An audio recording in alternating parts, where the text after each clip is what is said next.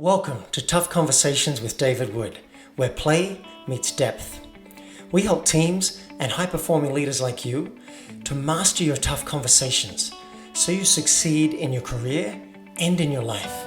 When we avoid tough conversations, we stay small. Teams stay disengaged, conflicted, and ultimately end up quitting. When we lean in and master our tough conversations, they become the defining moments that literally shape our careers, our relationships, and our lives. So let's dive in and master your next tough conversation so you can be the leader that you would follow. Let's play. And let's start with a review. I'd love to acknowledge my listeners by reading out some of their reviews. And here's one from Myro708. Listen and learn. David has done it and is here to show us what that means. I'm a podcast nerd and I've heard lots of great podcasts, and what David's got going on here is going to be a game changer. Thank you, Myro. I really appreciate it. If you like this episode, there'll be a link at the end where you can leave a review as well. And perhaps I'll read that out on a future episode. It's how we climb in rankings on iTunes and reach more people. So thanks very much, Myro. And now, on with the show. Welcome, everybody, to Tough Conversations with David Wood. And we're streaming this one live.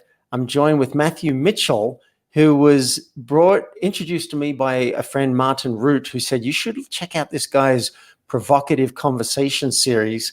So I went and I saw him interviewing a woman about the Me Too movement. And I thought, this guy is bold. This guy's willing to say some of the things I might have been thinking, but I was a little too nervous to say. Welcome to the show, Matthew Mitchell. Thank you. Matthew's got over 35 years of experience in sales, business development, and relationship management. He's a subject matter expert in the areas of negotiation skills, heart math resilience, power messaging, and human potential. So he sounds like my kind of guy. We're going to talk about speak with love or not at all. I'm really interested in that. I think you can bring a new aspect to tough conversations that I haven't been addressing up till now. And before we get into that, I want to ask you about something you wrote in the pre-interview prep, which was how much effort you put into healing your shadow side. And you said this is what you don't want people to know about you, how hard you work to heal your shadow. What does shadow side mean to you? For listeners who don't know and for listeners who do, and specifically, I want to know what aspects show up in your shadow. Yeah. So I believe in candor, and part of what I try to model is what I encourage in others, and that was the basis for provocative conversations. Everyone's got a shadow. Everyone, Mahatma Gandhi, Martin Luther King, anybody Abraham Lincoln, whoever you admire and love, they have a shadow if they're in the body. And so for people who are committed to living life in a certain way, and I am committed to that. I want to be an honest, caring, loving presence in the world. But I don't want to be a doormat. I want to be effective and powerful in my world. And so there's a very delicate balance. And before you can really engage that, you got to take a really hard look at yourself and see the parts of you that don't work, or the parts of you that are still hiding out in untruth or in fear or in anger. And so that desire to heal that was the impetus for provocative conversations. As you mentioned, the first episode is on Beyond Me Too. Now, I had a wonderful mother. I had 4 sisters I grew up with, and I have a wife. And I thought I loved women and knew women, but I didn't realize I was harboring a lot of resentment through this time. And I did the episode to heal my resentment of some of the current dynamics. The second episode, which we may or may not talk about, is on the black-white dynamic in this country. And I have several really intimate friends who are black. We've had very candid talks because of the trust and the love we have. But I realized I was harboring some racist beliefs. And so I did the episode to help heal myself of the stuff that I have not yet purged. So it's a very vulnerable look. And as you saw, we talk truth. We talk our truths. But we give people permission to express those. We don't jump down their throat if they say something that's not necessarily something we agree with. I feel I'm inspired by that. And I notice I like you more and trust you more, knowing that, 2 things. One, that you're willing to look at your shadow. And 2, that it's not from the title of this episode is Speak with Love or Not at All. So if we're going to look at the shadow, let's look at it with compassion and welcome it and learn from it and heal it. And hearing you say that about the Me Too movement, I did an interview last week on the Me Too movement. You might have sparked something. And I realized, speaking with Saida Desolé, that I felt excluded from the feminine for so much of my life. The other people were dating. I wasn't dating. And I thought that to feel good and to be a man, I needed to be having lots of hot sex with hot women. And I think an againstness must have seeded in me. It's like I'm not included, and I'm grasping now. I want to ask you about something you said to me in our pre-interview conversation. You said, speak it with love, compassion, and respect, or not at all. So can you say more about that? If you look at things like Fox News prides themselves on having these really direct conversations, but there's no compassion, there's no understanding, there's no caring, and they tend to vilify the people about whom they're speaking. Yeah. And I found that to be destructive. No, nothing is actually done. Nothing constructive is created. You just create more division.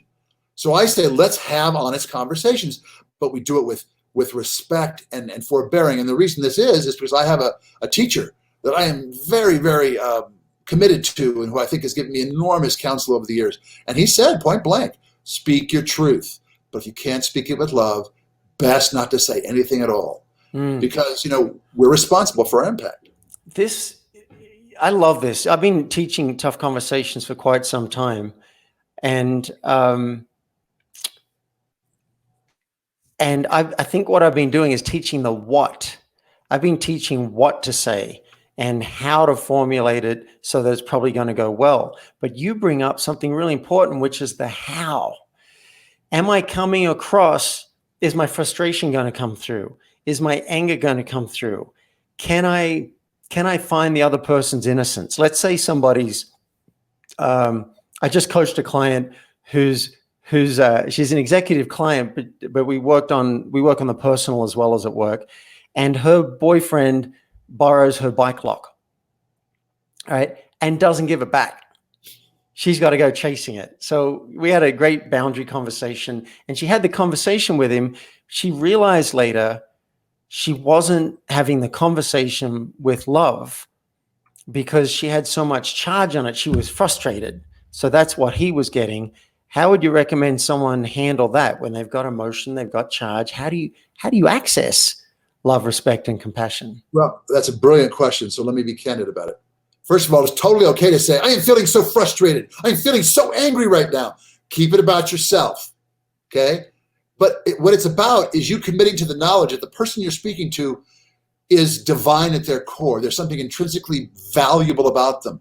And even though their ideas may be very different from yours, in fact, might be even abhorrent to you, they have a right to exist. They have a right to express themselves.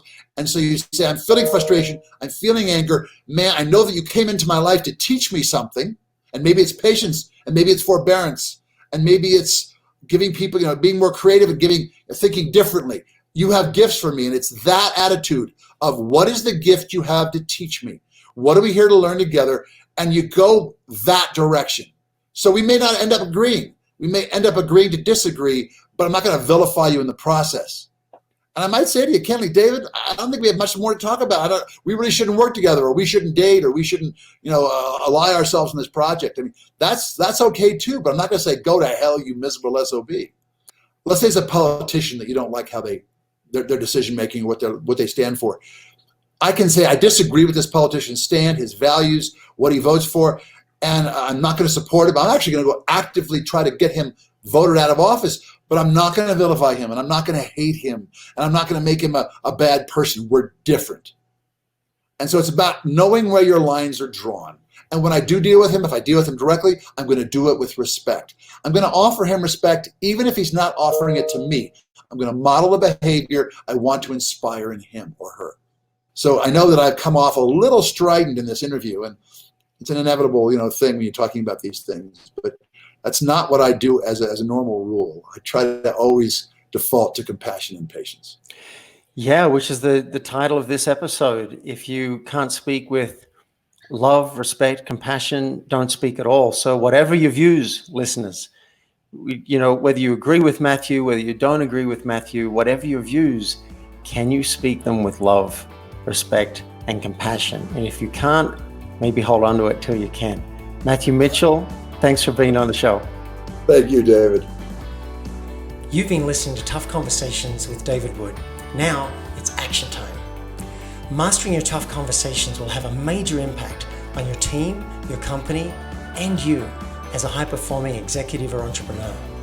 If you're ready, request a discovery session with me at playforreal.life so we can transform your team, your company, and you. And if you've enjoyed this episode, I would love you to help me spread this message of tough conversations in a very simple way. Just leave a public review at playforreal.life/podcast. And you may hear me read it out loud and thank you live on a future podcast. Now, let's play.